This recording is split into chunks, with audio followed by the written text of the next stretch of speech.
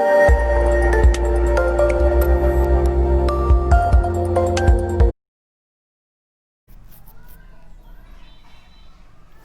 Everyone, very good morning.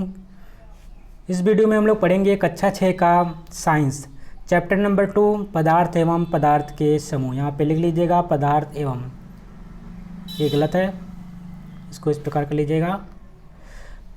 तो जैसा कि आप लोग ने इससे पहले इसके दो पार्ट को कवर कर लिया है और ये आपका तीसरा पार्ट है। इस पार्ट में हम लोग इस चैप्टर के जो महत्वपूर्ण प्रश्न अभ्यास है उसको देखेंगे। उससे पहले हमने दो पार्ट में चैप्टर को पूरा पढ़ा था और इसके जो महत्वपूर्ण पॉइंट थे, जो महत्वपूर्ण टॉपिक थे उसके बारे में डिस्कशन किया था और उसके बारे में नॉलेज प्राप्त की थी। अब हम लोग के जो महत्वपूर्ण प्रश्न अभ्यास है इस वीडियो के माध्यम से देखने वाले हैं। तो आइए वीडियो की शुरुआत करते हैं और आप सभी लोग अपनी कॉपी और पेन निकाल लीजिएगा। जो भी प्रश्न यहाँ पे कराए जाते हैं उनको अपनी कॉपी में नोट करते चलेंगे। पहला प्रश्न आपके सामने है, ये आपका बहुविकल्पीय प्रश्न है जिसमें से आपके 4 ऑप्शन दिए गए होंगे एक प्रश्न के, और इसमें से एक सही होगा और सही के सामने हमें सही का निशान लगाना है। प्रश्न नंबर है आपका का वर्गीकरण आवश्यक होता है। जो वर्गीकरण है क्यों आवश्यक होता है इसके बारे में यहाँ पे 4 ऑप्शन दिए गए हैं। इसमें से सही ऑप्शन के सामने सही का निशान लगाना है।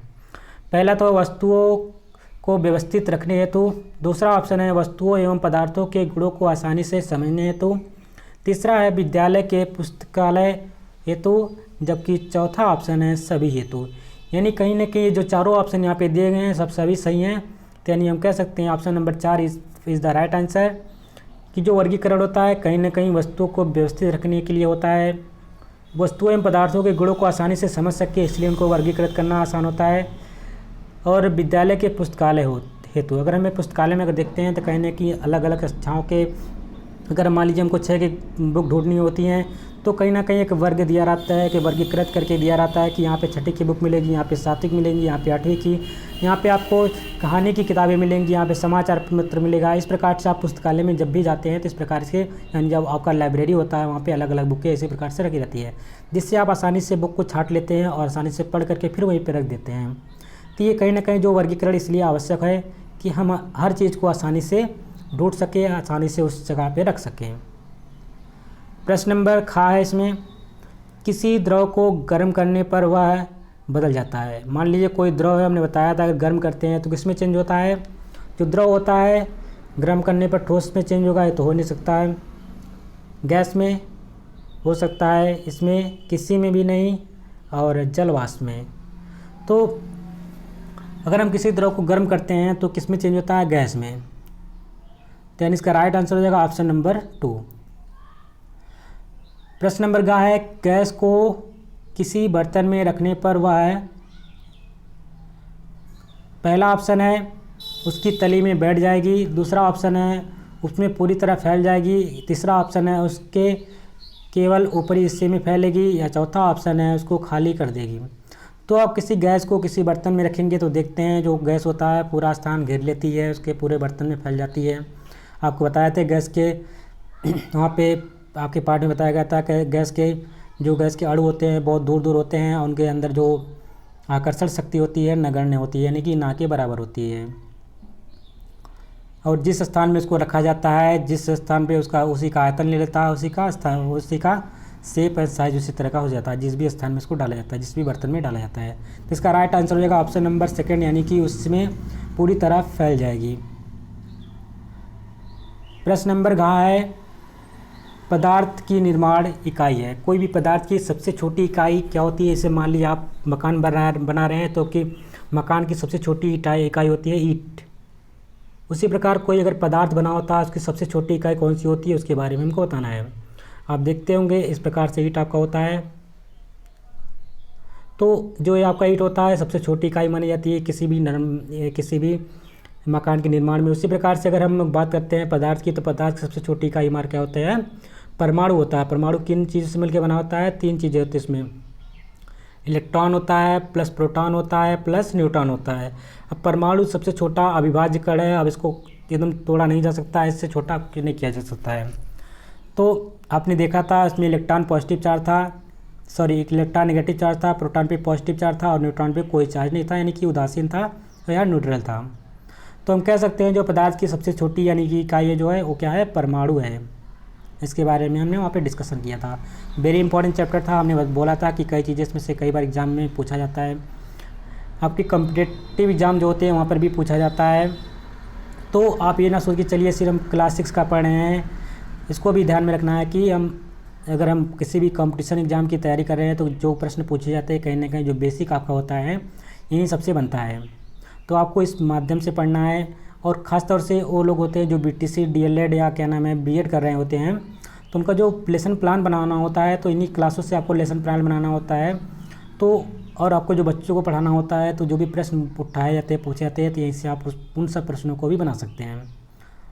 प्रश्न नंबर 2 है, क्योंकि ये प्रश्न इसलिए बना सकते हैं क्योंकि यही प्रश्न आपके उनके लिए भी इम्पोर्टेंट होगा जो उनके बोर्ड में एग्जाम में पूछा जाएगा, जो 7वीं 8वीं या 6ठी क्लास में पढ़ते हैं।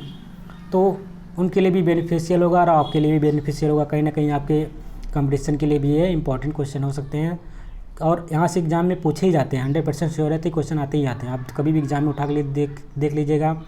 कई बार एग्जाम में पूछा प्रोटॉन की खोज किसने की है, इलेक्ट्रॉन की खोज किसने की है, प्रोटॉन न्यूट्रॉन नाभिक में क्या क्या होता है, प्रोटॉन प्लस न्यूट्रॉन होता है, इलेक्ट्रॉन उनकी कक्षाओं के बारे में पूछा है। तो ये सब जो जानकारी है आपको यहीं से धीरे धीरे बेसिक में मिलेगी। सब कुछ तो जा करके हाई स्कूल में एक ही बार में तो पढ़ नहीं पाएंगे, जो धीरे धीरे बेसिक में नॉलेज लेते चले जाएंगे कहीं ना कहीं हो जा करके आगे आप उसके बारे में जानकारी ले सकते हैं। उत्तर में लिखेंगे क्या था, प्रश्न नंबर 2 है यहाँ पे आपका, रिक्त स्थानों की पूर्ति कोष्टक में दिए गए सही शब्दों की सहायता से करें, अपनी उत्तर पुस्तिका में लिखें। तो यहाँ पे कुछ रिक्त स्थान दिए गए हैं, उनकी हमें पूर्ति करना है। पहला प्रश्न है ठोस का आकार कैसा होता है। ठोस का आकार कहता है निश्चित होता है, क्योंकि हमने देखा जो ठोस के कण होते हैं कहीं ना कहीं एक प्रकार से एकदम पूरा चिपके हुए होते हैं। हमने पहले पार्ट में पढ़ा था उसके बारे में, आप वहाँ से देख सकते हैं। उसके बारे में पूरी वहाँ पे नॉलेज दिया गया है, पूरी जानकारी दी गई है। तो इसके जो कण होते हैं कहीं ना कहीं एक दूसरे से चिपके हुए होते हैं, इनके बीच आकर्षण बल बहुत अधिक होता है। आपने एक से कांच के बारे में देखा, एक बार उसने थैले से निकाल के देखा, फिर बाहर रखे, फिर उसको एक बोतल में डाले, तो कहीं ना कहीं आपने देखा जो जिस प्रकार से कांच था उसी प्रकार से कांच हर जगह उसी प्रकार से हमको दिखाई दिया। तो कह सकते हैं तो उसका जो आकार था निश्चित था, कहीं पर उसका आकार चेंज नहीं हुआ, उसका साइज़ जैसा था वैसे ही था। तो शेप साइज़ जैसा भी था सेम टू सेम था, जिस बर्तन में रखा गया उसी बर्तन में जैसा था पहले से वैसे ही रहा। तो ठोस का जो आकार होता है कैसा होता है, निश्चित होता है। खाली स्थान में कैसा क्या बनना है, निश्चित। दूसरा है अगरबत्ती की सुगंध गैसीय गुण के कारण कमरे में फैल जाती है। जो अगरबत्ती की सुगंध होती है किसके कारण फैल जाती है, तो उसमें गैसीय गुण होते हैं, इसकी वजह से वो क्या होती है पूरे कमरे में फैल जाती है। तो खाली स्थान में को बनना है गैसीय गुण। नमक पानी में घुल जाता है। जो नमक होता है किस में घुल जाता है, पानी में। तो खाली स्थान में क्या भर सकते हैं, पानी में घुल जाता है। प्रश्न नंबर 4 है अणु पदार्थों का वह सूक्ष्मतम कण है जो स्वतंत्र अवस्था में रह सकता है। यानी जो हमारा अणु होता है वो पदार्थ का वह सूक्ष्मतम कण है जो कैसा रह सकता है, स्वतंत्र अवस्था में रह सकता है। यानी खाली स्थान में भर सकते हैं हम लोग स्वतंत्र अवस्था। प्रश्न नंबर 3 अधोलिखित प्रश्नों के संक्षिप्त उत्तर अपनी उत्तर पुस्तिका में लिखिए।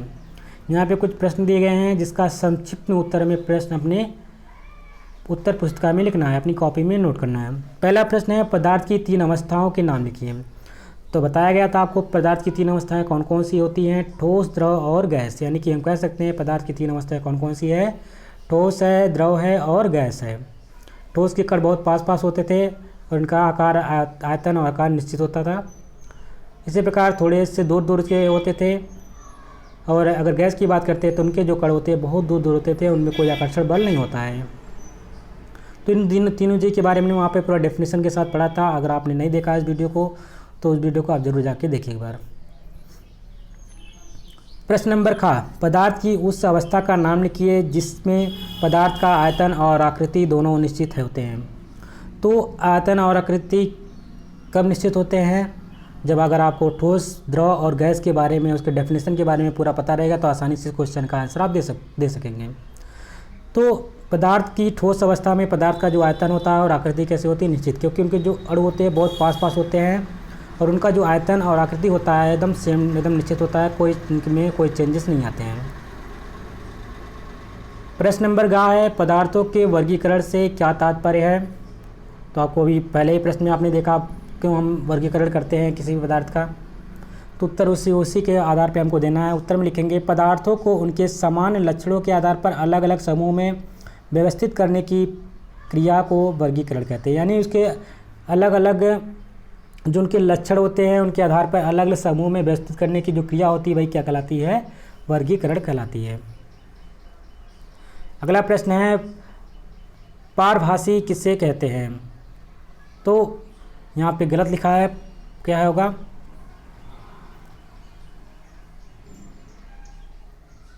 सॉरी सही है क्वेश्चन।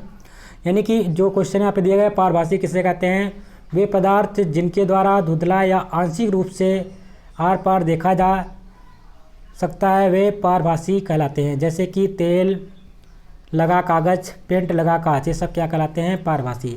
अगर पारदर्शी की बात करता है जिसमें हम आर पार देख सकते हैं उसको हम पारदर्शी कहते हैं। लेकिन अगर पारभासी की बात करता है जिसमें हम आंशिक रूप से यानी कि पूरे एकदम क्लियर नहीं दिख पाते हैं, धुंधला दिख पाते हैं, उनको हम क्या बोलते हैं, पारभासी। तो आप भी इसको देख लीजिएगा इस प्रश्न को।